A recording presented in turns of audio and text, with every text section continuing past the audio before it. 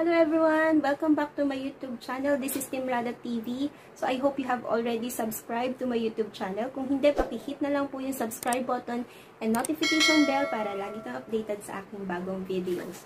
So today, ang pag-uusapan natin ay tinatawag na isang mood disorder or yung kilala natin sa tawag na depression. So, siguro mas interesting kung ang tatalakayin natin ay mga hidden signs of depression. Or, siguro on the contrary, na common na iisip natin kung ano yung depression, may mga ibang symptoms.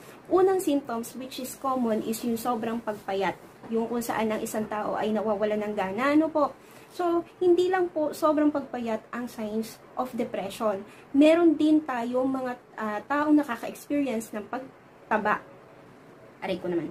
Pero hindi ako depressed. Yung mga taong depressed, they try to pay attention more on their comfort food. Doon nila dinadaan lahat ng kanilang depression. Kumain ng kumain hanggang sa hindi na nila nare-realize na sila ay tumataba na. Okay? So, pangalawang symptoms ay sleep disorder. Commonly, yung mga tinatawag na may insomnia, which is most likely signs of depression, may mga tao naman na ang depression ay idinadaan sa sobrang pagtulog. Na ayaw na muna nilang gumising hanggat hindi nare-resolve yung problem. Or hanggat maaari, itulog na lang muna nila ng itulog, baka mawala yung problema. Pangatlo is yung alcohol or drug use. Kung occasional lang ang pag-inom, okay lang eh. Pero kapag ang isang tao ay napapadalas na ang pag-inom without any reason at all, and worst case scenario is yung paggamit ng illegal drugs. So, those could be signs of depression. Kasi akala nila, once they resort to alcohol, they will forget everything. They will forget their problems, their anxieties. So, akala nila ganun. So, siguro for the meantime, they wanted to forget everything. That's why they resort into alcohol or drug use. Pang-apat natin is yung fatigue. Parang lagi kang pagod na pagod. Even yung pagsusulat, ang hirap gawin para sa'yo. Everything that you need to do is parang ang hirap gawin. Fifth one is yung tinatawag nating forced happiness. Once we say forced happiness, yung tinatawag na hidden smile. Ngumingiti, pero may problema. Napapanood natin sa TV na mga may suicidal tendencies na kung saan masaya pa sila sa post nila sa FB or sa Instagram, sa Twitter, okay na okay pa sila. Then all the while, pagdating ng hapon or pagdating ng kinagabihan, makikita mo na lang na nag-suicide na. So, yan yung tinatawag nating forced happiness. Hindi nila ipinapakita na sila ay depressed. Nakakatakot yung ganong situation kasi hindi mo alam kung kailan magte-trigger yung suicidal attempts. Kung mahina ang tolerance mo sa depression, mas mahihirapan ka to cope up. Next to it is yung they tend to be less optimistic than others. Yan yung tinatawag nating depressive realism. For example, sasabihin nila, kakain pa. Magugutom din naman, matutulog pa, gigising din naman. Those could be signs of depression. Yan yung tinatawagan natin na depression realism na ano pa bang gagawin ko? Doon lang din naman mauuwi lahat.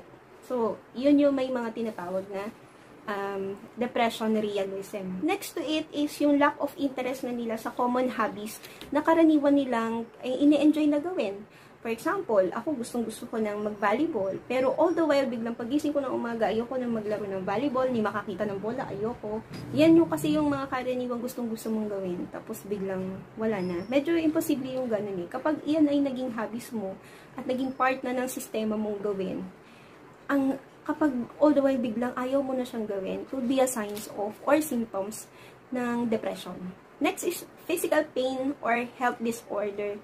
Ang sabi nga nila, ang stress ay nakakamatay. That is true. Common na symptoms sa atin, yung mga light symptoms sa atin, nakaka-experience tayo ng headache, stomach ache, nagkakaroon tayo ng digestive problem, hindi tayo matunawan, tayo ay constipated, back pain, chronic pain, common pain na wala naman dahilan kung bakit ka nakaka-experience na ganun. Those are lighter effects of depression. But the worst case scenario are, it could lead to heart attack. It could also lead to cancer because our body tend to be stressed out. So, I won't get into scientific details dahil hindi naman po doktor ang inyong lola. So, hanggang doon lang siguro tayo sa part na yon. Isa pa siguro sa common symptoms ng isang depression, ito yung common yung di ba ayaw nilang makipag-usap kahit kanino.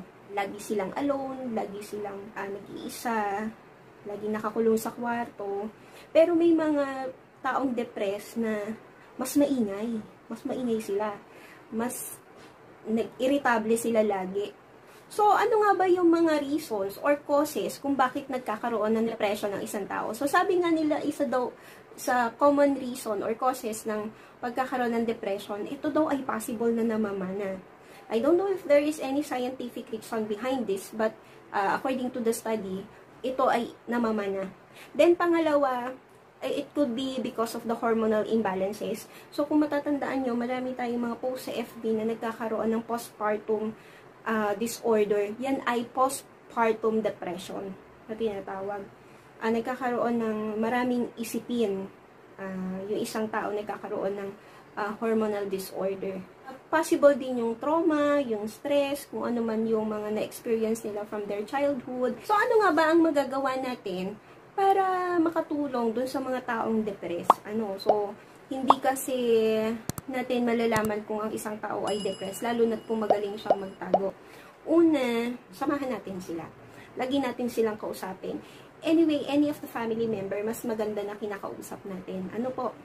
Then, pangalawa, syempre, importante din na mag-consult ng doktor.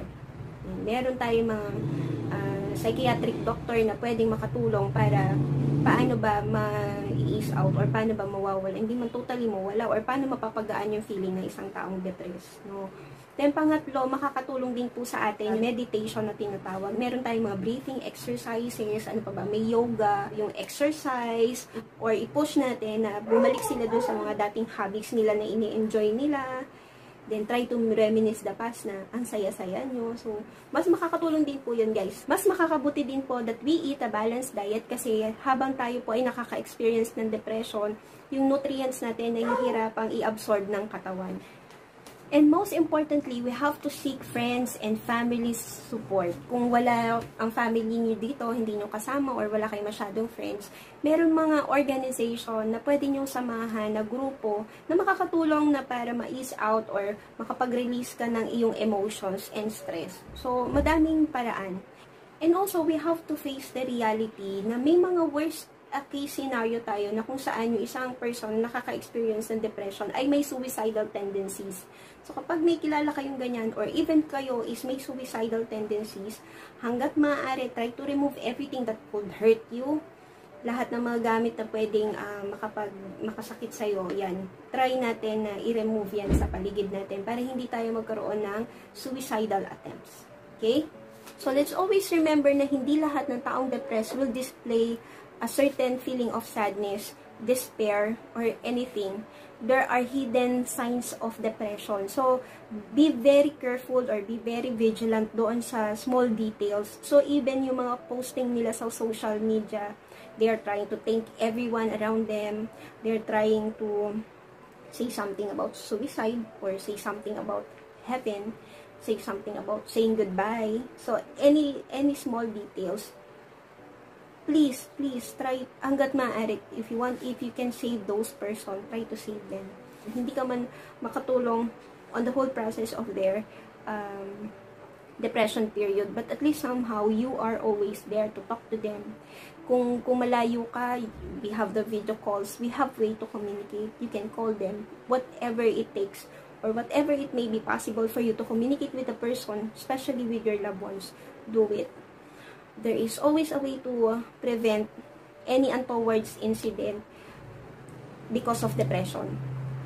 I know makakatulong tayo dyan. Makakatulong ka in small little ways. Yan. So, lagi kasi nating tatandaan that this depression could be a silent killer. And if we do have the strong heart, mas malaki yung maitutulong natin sa ating community, especially with those people experiencing this kind of mood disorder. So, I hope everyone have learned something today from me. So, kung meron kayong mga gustong topic na medyo interesting for you to tackle this time, so please do not hesitate to put your comments in the comment section below. I will be very patient reading all your comments and suggestions. And I'll see you guys soon. Bye-bye.